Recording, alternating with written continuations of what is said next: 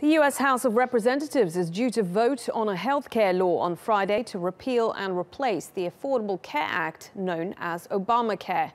Well, earlier, the vote had been delayed as both Republican and Democratic members of Congress argued it was too similar to the Affordable Care Act.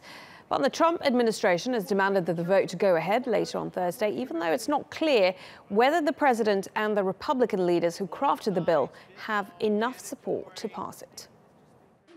For 7.5 years, we have been promising the American people that we will repeal and replace this broken law because it's collapsing and it's failing families. And tomorrow we're proceeding. You have the vote? Meanwhile, the bill also faced resistance outside of Congress. Protesters say it will leave millions without health insurance. Let's go to our reporter, Harry Horton, who's live in Washington, D.C. Harry, good to see you. So no matter what happens, that vote is going ahead, says President Obama. The big question is, have they secured the votes they need to pass the bill?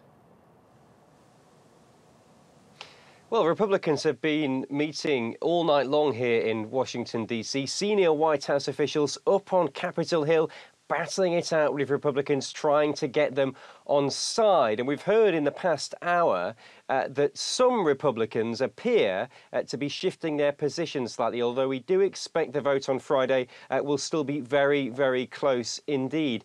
In any case, the events in Washington on Thursday were a big blow for President Donald Trump.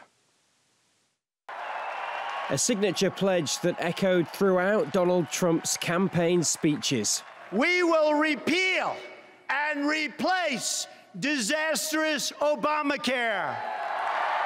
May sound a bit more hollow these days, since passing laws in Washington is proving tough for the self-professed king of the deal.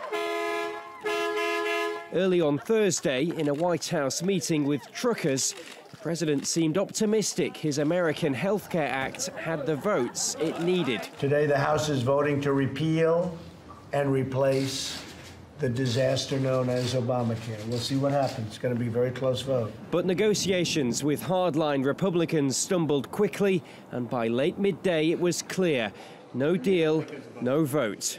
I don't think there can be a vote tonight because they don't have the votes. If there's a vote tonight, it will fail. And with that, President Trump suffered yet another political defeat. 7 years to the day President Barack Obama signed the Affordable Care Act into law.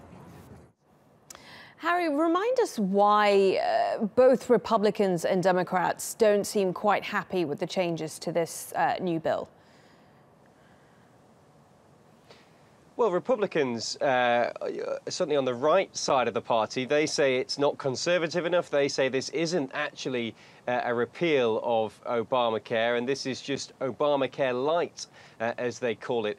Some more moderate Republicans, they're concerned that actually a lot of Americans might lose their health care coverage, and that could be politically costly for them, and they've got elections coming up and they might lose their seats in the US House of Representatives. Democrats are pretty united on this, actually. They're opposed to this bill entirely because they want Obamacare to stay in place.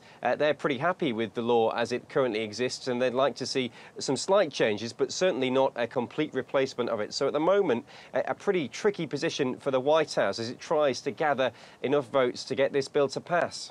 Well, we'll know soon enough what the outcome is. And if it doesn't pass, what is the significance of that?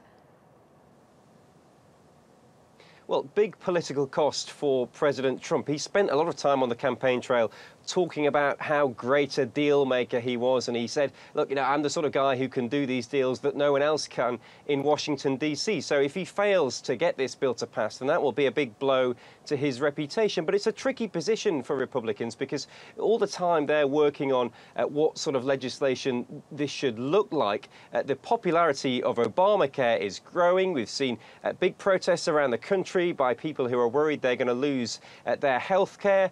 Donald Trump doesn't want to spend months and months on this legislation. He wants to move on to other things. I think tonight in Washington, D.C., I think he'll be realizing that running the country is a lot more complicated than running a business, and getting things done in Washington is actually pretty difficult. OK, Harry, good to speak to you. Harry Horton there for us in Washington, D.C.